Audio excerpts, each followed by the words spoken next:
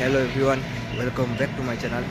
आज के आम आसी जाए बिहार टूर रे तो ये राजगिरी आपने देखिपे बैक कैमेरा कर देखा कौन कौन सब अच्छी। ये हूँ राजगिर गुरुद्वार जहाँ मध्य को कैमेरा अलाउ नुहे। आपण मैंने देखिपे बाहर दुकान बजार मध्य बसी। तेज चलतु आउ टे आग को जावा। आगे एक गरम पानी कुंड उष्ण प्रस्रवण रही देखा तापर आग को बढ़ा। आपण मैंने देखिपे लिखाई गरम कुंड ऊपर है ऊपर से उष्ण प्रस्रवण कुंड रही। तबे चलतु मुझे आपण मानू से कुंड निकट को नहीं जाऊँगी। आम ए ऊपर को आसी सारीचे। एबे आमे से कुंड निकट को जीवा जोठारे कि गरम पानी बाहरुची। तबे चलतु ये हूँ ब्रह्मकुंडर रास्ता जोठारे कि आमे गरम पानी पाई परिबा।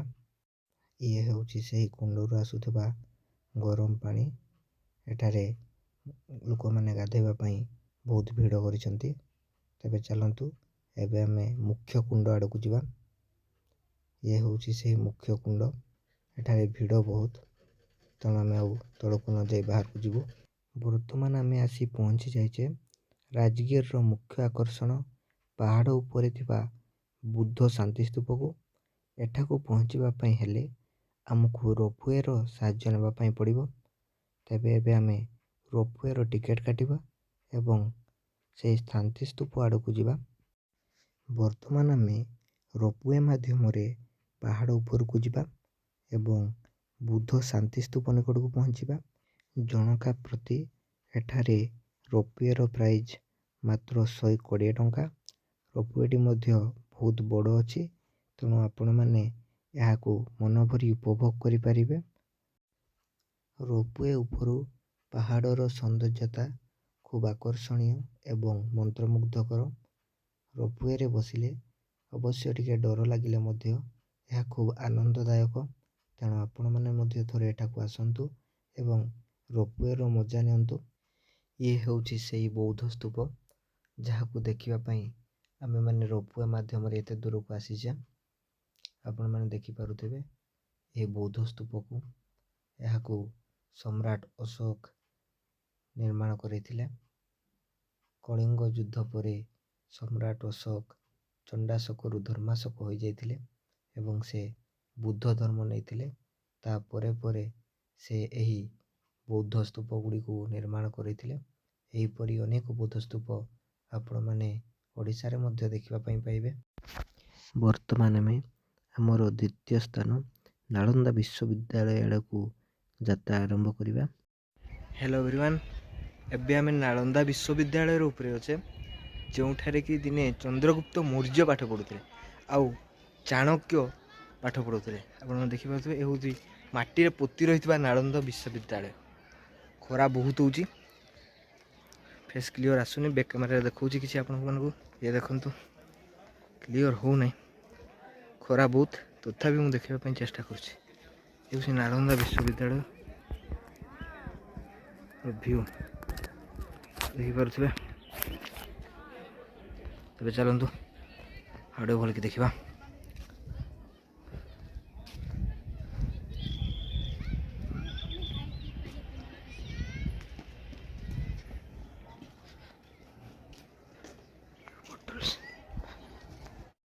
हूँ संपूर्ण नालंदा विश्वविद्यालय मैप।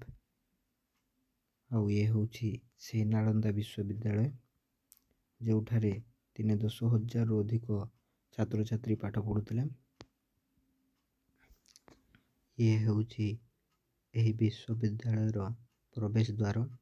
यह द्वारा आमे नालंदा विश्वविद्यालय मध्य को जीवा। अतीत यही विद्यालय को सारा विश्व छात्र छात्री मैंने पाठ पढ़ाई आसुले एवं एठारे बहुत ज्ञानी गुणी आचार्य मान शिक्षक माने से छात्र छात्री मान को पाठ पढ़ाते। एठारे आपण माने इटारे निर्मित छोट छोट कोठरी गुड़ी को देखिपे। यही कोठरी गुड़िक से समय अस्त्र शस्त्र ଅନ୍ୟ ଆଦି ନାନା ପ୍ରକାର ଜିନିଷକୁ ସଂଗ୍ରହ କରି ରଖାଯାଉଥିଲା। ତେବେ ଚାଲନ୍ତୁ ଆଉ ଟିକେ ଆଗକୁ ଯିବା ଏବଂ ଦେଖିବା ଆଉ କ'ଣ ସବୁ ଅଛି ଏହି ନାଳନ୍ଦା ବିଶ୍ୱବିଦ୍ୟାଳୟରେ। ବିଦ୍ୟାଳୟରେ ପ୍ରବେଶ କରିବା ମାତ୍ରେ ଏଠାରେ ଭଗବାନଙ୍କ ଦର୍ଶନ ପାଇଁ ଏକ ମନ୍ଦିର ରହିଥିଲା। ଇଏ ହେଉଛି ସେହି ମନ୍ଦିରର ଧ୍ୱଂସାବଶେଷ, ଯାହାକି ଏବେ ନଷ୍ଟ ହେବାକୁ ବସିଲାଣି। ଏଠାରେ ଏକ ଛୋଟ ସ୍ନାନାଗାର ମଧ୍ୟ ଥିଲା, ଯେଉଁଠାରେ କି ସ୍ନାନ କରି ଭଗବାନଙ୍କୁ ଛାତ୍ରଛାତ୍ରୀମାନେ ଦର୍ଶନ କରୁଥିଲେ।